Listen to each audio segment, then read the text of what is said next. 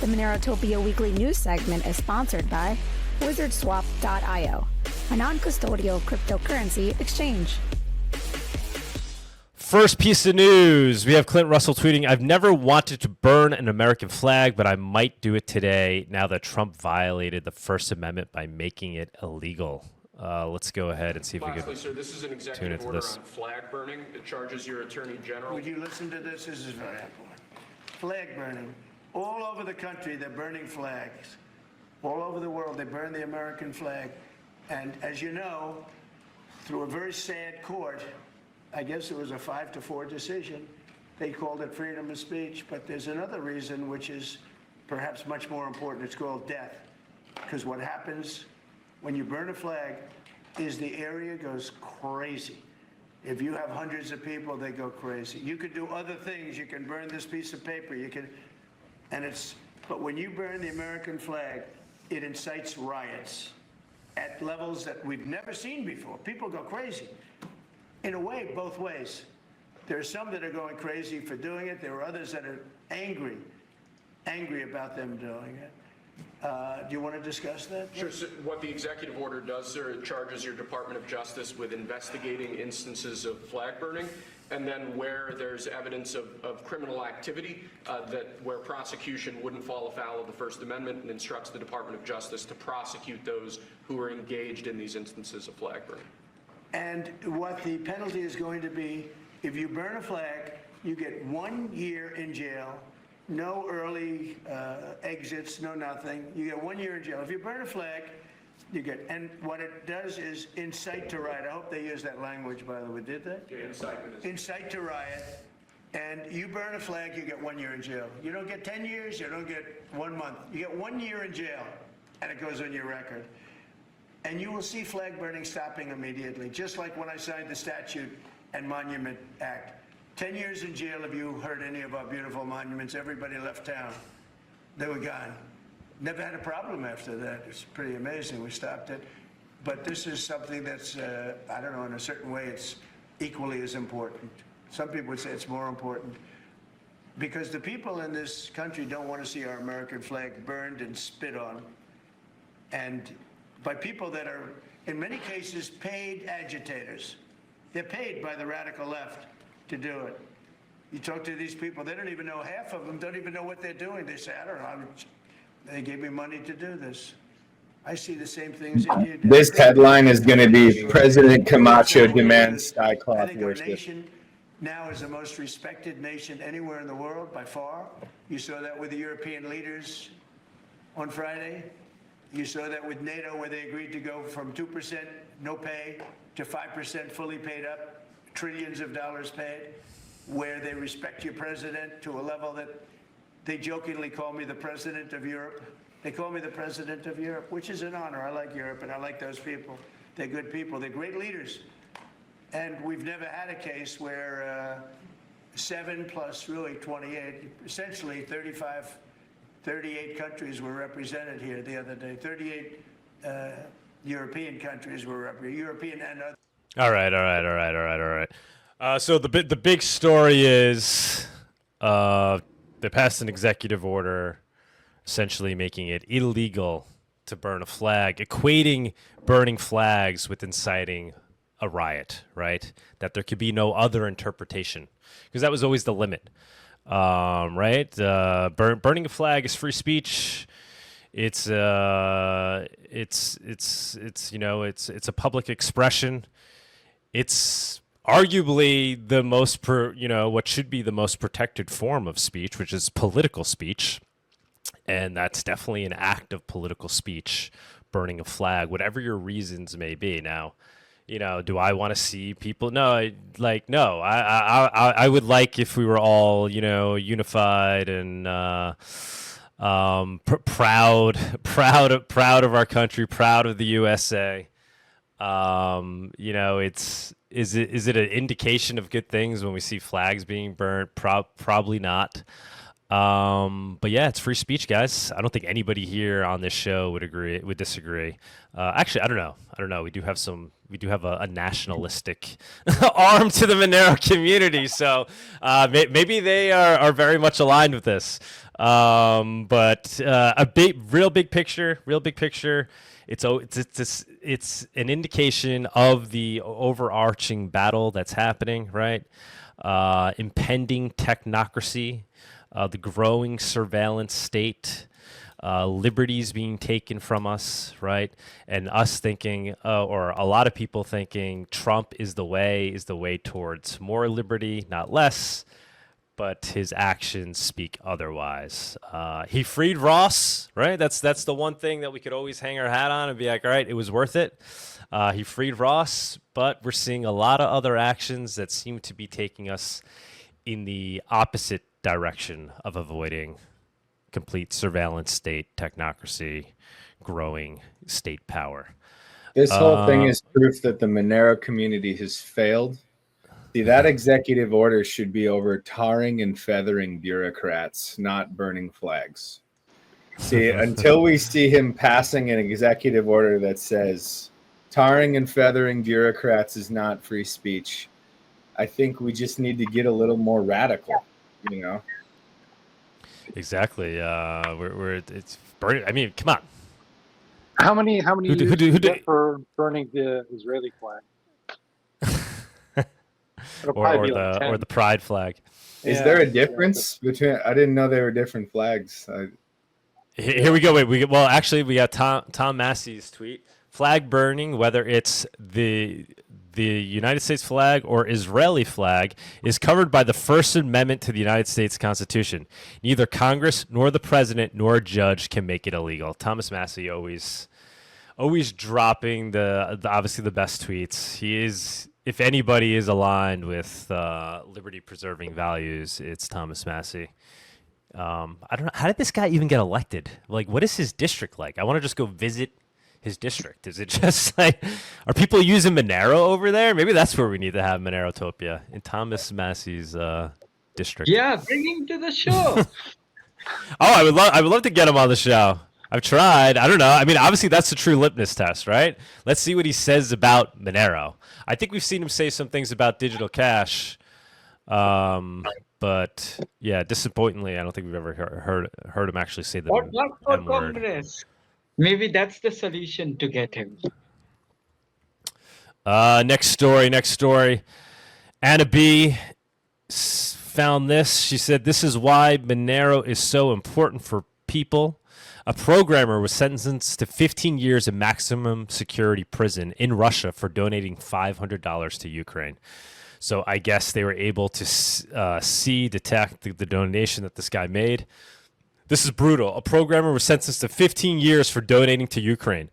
In Moscow, former Yandex employee Sergey Urin was given 15 years in a maximum security prison and fined 5 million rubles. I don't know how much is it. I don't know how much that is. I don't know what the conversion rate is. His crime, transferring $500 to the Ukraine fund, come back alive at the start of the war.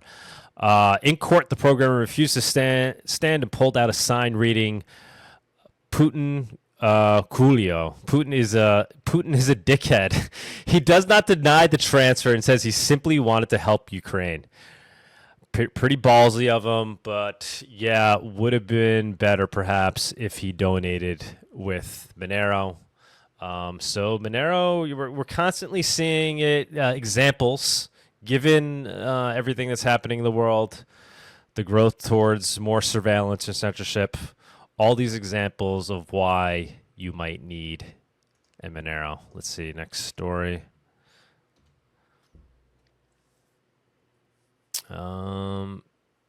This is just a follow-up to the other tweet of Trump's executive order against burning a flag. Soon thereafter, making the executive order, there was a veteran who did just that. No president can make a law, period. No Congress will make a law infringing on First Amendment rights. I'm burning this flag as a protest to that illegal fascist president that sits in that house.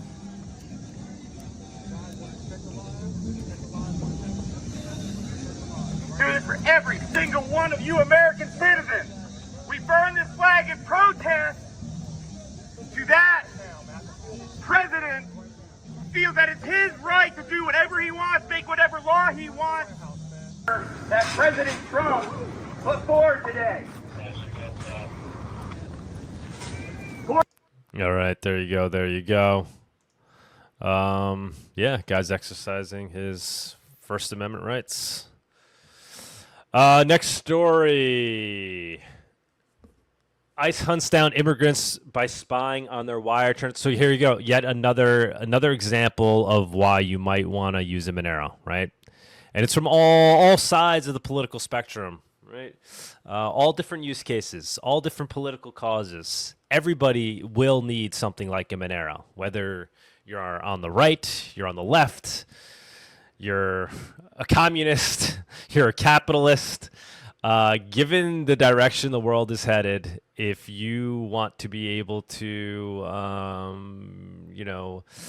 act as a free citizen in the world, freely associate, and be able to have an effect on the world with your money, you're going to need something like Monero. Otherwise, you'll be censored and surveilled. So ICE was basically spying on immigrants, their wire transfers. They were getting the data.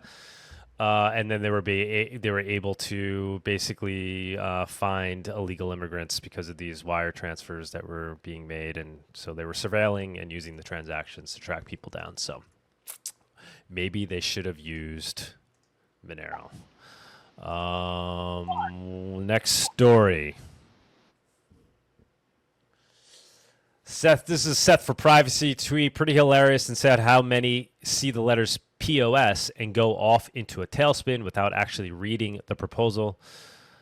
I don't know who made people so afraid of proof of stake as a system that they can't even be bothered to read a short proposal and full tweet about it before firing off a novella rebuttal that misses the entire point of how a finality layer would work and how it would differ from a proof of stake only approach they seem so afraid of. Read the proposal, digest it, and come back with the rebuttal after you actually understand what's being discussed here. Too many rush to rage tweet. Yeah, we've been talking about this all day, right? So there's this proof of work maximalism that's going on. And while I personally completely, I understand it. I understand why we're considering that as being a core value. Be open to looking at it from a different perspective, that it might be a component of Monero that needs upgrading, just like we've seen other components of Monero that have needed upgrading. And what's differentiated Monero from projects like Bitcoin is its ability to deal with that and upgrade, right? And not to be maximalist about it. Next story. This is Tevador's post where he's proposing the selfish mining mitigation known as publish or perish. I won't get into the details. We could talk about it more after I wrap up the news if people want to. But this seems to be the top favored short-term implementation for improving proof of work as it is, without even considering proof of stake, and really without even having to hard fork. So he's proposing it could be done initially with a soft fork, and then basically a more bolstered version with the hard fork. So it seems like it's kind of a no-brainer, and this is where everybody seems to be agreeing with this approach. Yeah, this is the best. Yes, I2P has expressed it this is the way, right? Let's deal with proof of work first. Let's not turn our back on it yet. Let's not declare it dead. Let's try to tweak it, fix it as needed. Monero is not the only crypto that's dealing with this. They're coming after Dogecoin next. They're a target. Bitcoin itself would be susceptible to this attack in a way, right? Using pools and incentives to pull mining power over to one pool.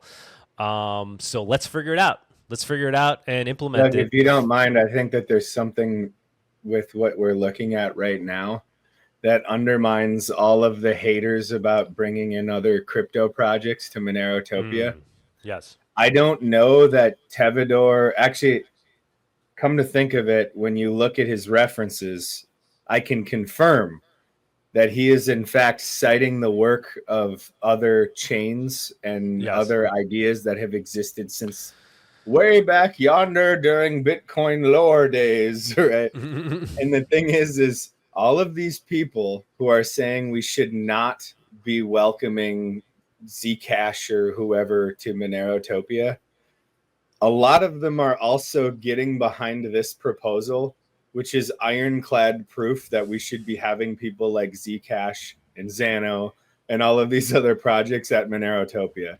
This is Yeah, for sure. I mean, literally I brought it up early in the show. Zcash, years ago now, a couple of years ago, published a paper, a trailing finality layer for Zcash, literally laying out the foundation of what that, like, if that paper wasn't written, it may have not have triggered Luke to even start thinking about those things, right? So to not want like the smartest guys, the smartest cypherpunks meeting up in person to talk about things, I mean, you have to be working for the state and wanting crypto to fail if you're opposed to things like that. I don't know. That's the only conclusion. Well, the I other can thing make. too is this is one of the reasons why I hate democracy so much, because most of the time the avant-garde or bleeding edge ideas are going to fly in the face of the democratic majority.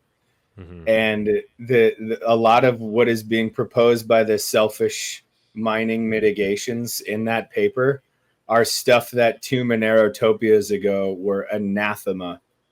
You see what I'm saying? Like, to bring that up in the Monero community, 51% of the Monero community would have selfish mined away that idea, let's call it. So the fact that MoneroTopia is bringing in all of these other side projects has already proven to be the saving grace of a lot of things. And and like having at least one conference, which right now MoneroTopia is the most ideal one and has been doing it, having at least one conference where the doors are wide open to everybody has literally already saved this project multiple times. Yeah, I mean, even Sarai Dex came out of the first Luke attending the first MoneroTopia. And we had Thorchain there. Thorchain, the idea was we were going to try to get Thorchain to add Monero. We had Thorchain rep physically there from Thorchain, a rep from Haven, because they were going to help do some of the dev work. And Luke was there, kind of experienced Monero for the first time in person. I think it was Justin Ernhofer who got him to attend the conference. And, there's something even more interesting about that too. If you remember the vibe at the time, Haven was like the majority, everybody was all about it. People felt like, a lot of people, not all of them, but a lot of people thought that Thorchain was like turning on the cypherpunks. Mm-hmm. And Luke was basically a nobody. And here it is 3 years later, Luke is the dev rock star. Yeah. Haven is long gone. And Thorchain is still kicking. So they were wrong on all three accounts. Nobody was paying attention to Luke. Haven was a bust. And Thorchain is still fucking going, isn't it? And I can't believe they never added it. But yeah, perfect example of the openness of MoneroTopia to having these. We had Haven, and they crashed and burned. We lost. They paid for their sponsorship in Haven, by the way. We held it. And it's gone, right? So we win some, we lose some. But hey, you could look at it as a loss. But listen, what came out of that? Sarai Dex sounds like a win to me. Next story. Derek Bros, former IDF soldier, calls for using Gideon pre-crime tools to stop school shootings. The First Lady Melania Trump's call for preemptive intervention in identifying potential school shooters. So I didn't realize it came from Melania Trump calling for preemptive intervention. That's pretty interesting. And then people were, I guess, this guy took. They took it as a moment to propose this technology that exists. Gideon, America's first ever AI threat detection platform for law enforcement. It scrapes the internet 24/7 using an Israeli-grade ontology to pull specific threat language and then routes it to local law enforcement, said Cohen, an American-Canadian actor and former Israeli defender. Yeah, let's get it going. Let's spark it up. Everybody needs to get behind this pre-crime shit as hard as they possibly can.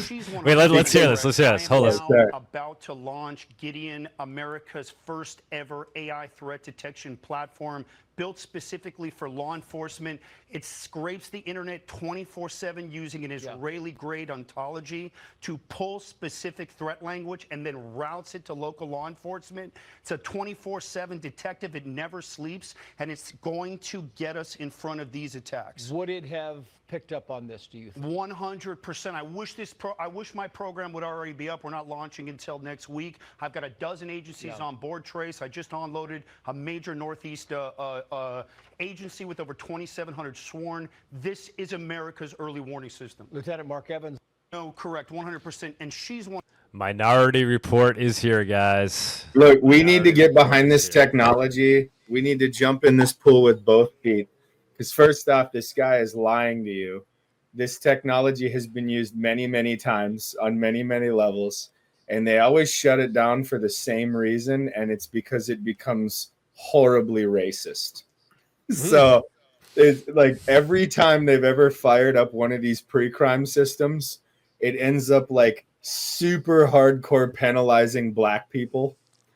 And that would be our perfect opportunity to show how the state panopticon is actually racism.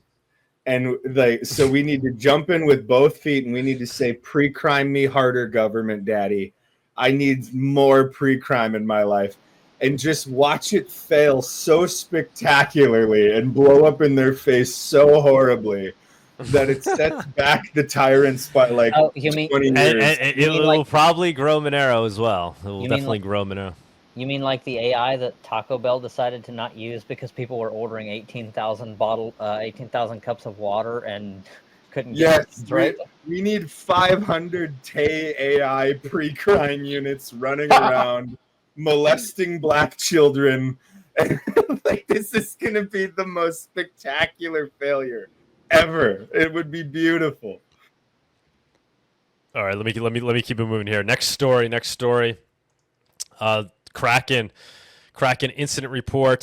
The most recent one was on August 29th. Resolved. The system has been resolved. That was in follow up to Monero withdrawals and departments. Can you pull him back, Mr. Queer? I think he got kicked out. Mr. Queer, okay. can you pull him back?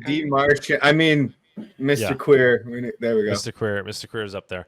So yeah, basically, Kraken has been turning on and off deposits and withdrawals because of the disruptions we were seeing in the Monero network because of the Cubic attack. So, so for people that are saying like, no, everything's fine, that meme with the dog and the burning building. It's not fine, right? We haven't been 51% attacked. Your transactions still go through, but there's disruptions, and there's a real example of it where we have exchanges turning off deposits and withdrawals. That's no bueno, right? For Monero to work, for these protocols to work, they need to be fluid. There needs to be frictionless. It's already hard enough to get Monero. Now we don't want those that are integrated with Monero exchanges, whether it's regular exchanges, decentralized exchanges. We don't want them to get affected, and they have been getting affected. Come from beyond. This guy, man, is this guy real? Does anybody know like anything about this guy? Like, I know we don't want to give him attention, but whatever. He's my hero, bro. He's already got more attention than we could ever give him. So. When this stuff first started to go down, before it was even like a big, like when they just started talking about we're gonna use Monero and make useful proof of work. I actually reached out to them. This is before I knew this whole thing was gonna turn into a big. I was like, hey, can I get this guy on Monero Talk? And they're like, no way. There's no way he would ever come on Monero Talk. And now I don't know if I would do that now. I might get hung by the Monero community, but I would love to talk to him. Is he a real person? Is he like what project was he part of originally? What was do you guys know? IOTA guys. Those guys. IOTA. Now, but there was a rumor that he was part of the early days of like CryptoNote. Has anybody ever researched that? Is that true? I asked the Xano guys. I'd asked, and they're like, no, we've never heard, because Andre was there. I don't know what Fluffy has to say about it. I assume he would also say, no, that's bullshit. But that would be interesting if that's the case. That would be very interesting if that's Am the I case. the only person who thinks that he's the perfect hybrid, like photogenically speaking? He's the perfect hybrid of an AI generated, like, Yeah. and then like evil villain nerd. He's like the evil villain nerd. School shooter. Like, Yeah. doesn't he just look like the next AI generated school shooter type person? No, he's way above school shooter level, man. He's evil genius. But look at the size of his head at the top versus the bottom. I'd say this with love, come from behind. Please join us on MoneroTopia. I would love to talk to you. We gotta get him on, right? I mean, I'm okay with losing everybody at that point. I want to talk to this guy. His glasses are like 8 sizes bigger than his face.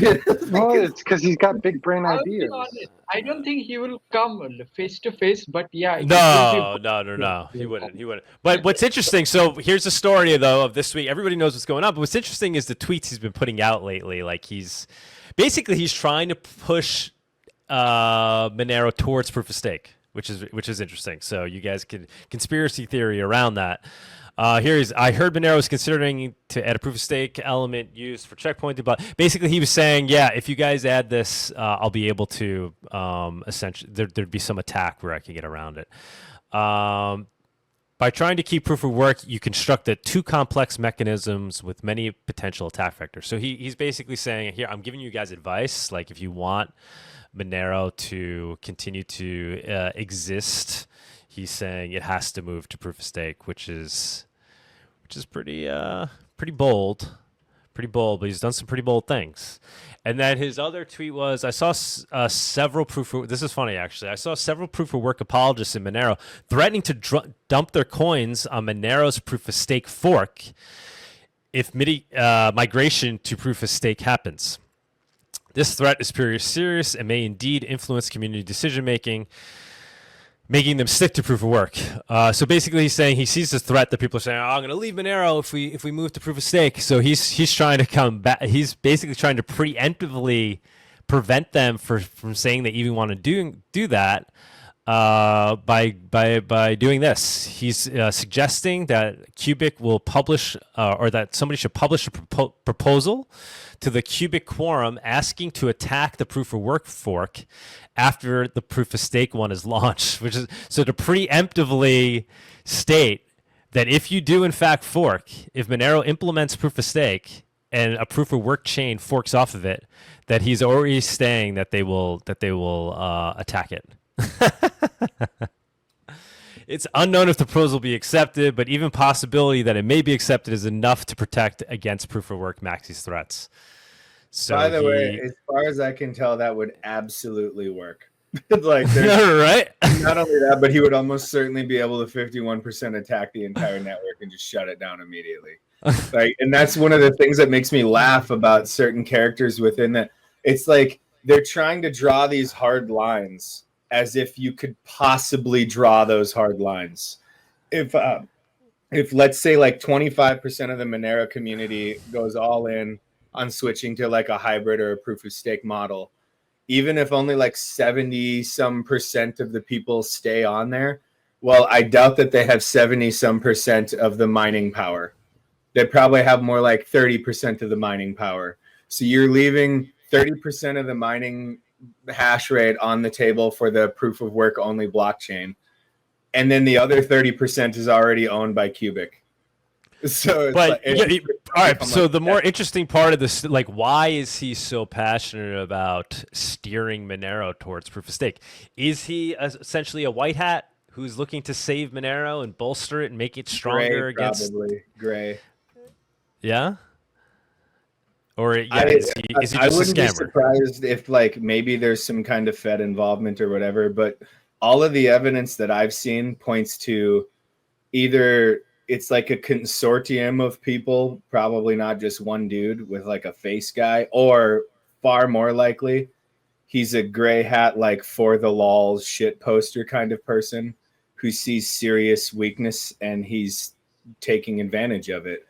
And in my opinion, he's doing more to fix Monero than a lot of people who are hating on him. Because there are serious working. problems, you know, It's working. like, so we should be listening is all I can say. The next he'll tell us is that he's ready to use his AI to quantum attack. As far Quantum as attack goes, Monero. As far as that goes, whatever Monero fork the MRL goes with is probably the one I'm going to use. Yeah, I would think so. But let's not start these rumors. I don't think a fork is happening anytime soon. We're going to bolster the proof of work as is. People will stick with proof of work first, then we'll see if things get rough. Okay. We got another tip here. Diff subaddress tip 3 cents. Kofnix did a write-up that CFB was an original dev of Bitcoin. Search Bytecoin. Yeah, that's what I'm saying. On Bytecoin. Bytecoin was on Kofnix's page. So Bytecoin was one of the CryptoNote. It was the original CryptoNote.